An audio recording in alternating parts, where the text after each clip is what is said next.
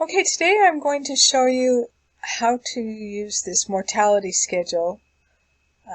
It's done by the census takers, and it was done from 1850 to 1880. And I just want to show you how my husband and I came up with a death date for one of his relatives. And so, just starting here, we're going to go search records. This is in Family Search. And down here, you type in Illinois, and right here it says Mortality Schedule, 1850 to 1880.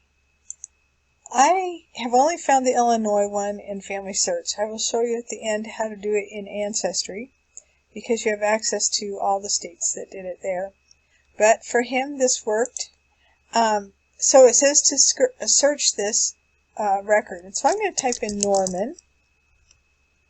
And then I want to put in 1880 and do a search. And it's going to search that record.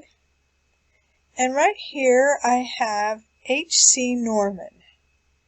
And so I click on this, and then it gives me this image. So I click on the image. And I'm going to blow this up. Right here it gives the instructions. It tells you a little bit of information about this mortality schedule.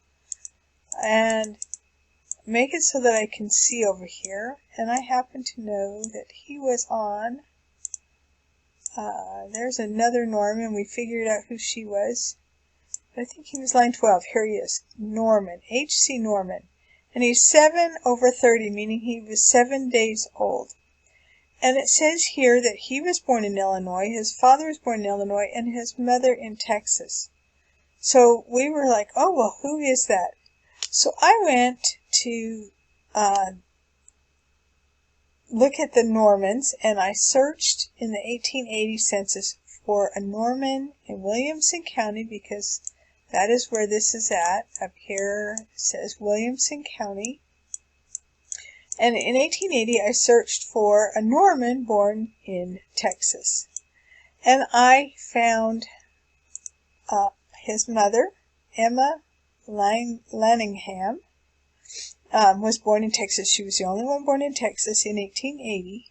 So I knew it was her son.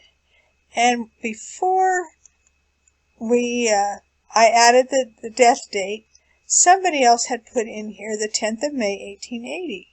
So we figured out that his death was, it said 7 days old, 7/30, and so his death date was the 17th of May, which we added. And I'm going to edit this right here to make this a standardized, and we can see here that this information was added on June 5th of 2012 by this person here. But I'm going to make this standardized, and now it's going to have, it'll put me on there as. Okay, the other thing that we didn't have is before this mortality schedule, it just said Norman. It didn't have HC. We still don't know what HC stands for, but we did find that. We can see here it says HC, let's see, where was it, line 12, HC Norman. So we were able to add that name to give him that HC. Okay, let me get out of this image here, and so then we could attach it, and I have already attached it to his name before. There's a blue box here, and that's what we found out from the 1880 census. And we can see here we've got a Nathan, Abby, let me put this one down, there's a Norman and Normandy. Anyways, we could search these other ones and see what we could find. We could have also put in here in residence Williamson County, because that's where his family is from. And we can see right here that there's a Williamson County. Anyways, it's a great tool to add the information, and helps us find some deaths of other people. Okay, I wanted to show you in Ancestry how to do the mortality schedule, how to find it. So I just go here to search. I go to Census and Voter Lists, and I click on U.S. Federal Census. And then you're going to have to scroll down, and down here it has right here, and it's a free index, so whether you have an Ancestry account or not, you have access to this.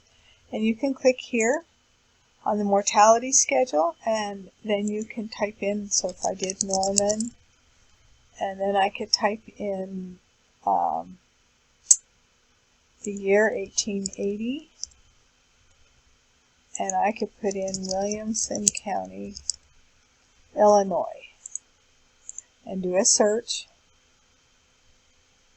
And there comes my H.C. Norman, and I could then view the record just like we did in Family Search. Thanks for watching.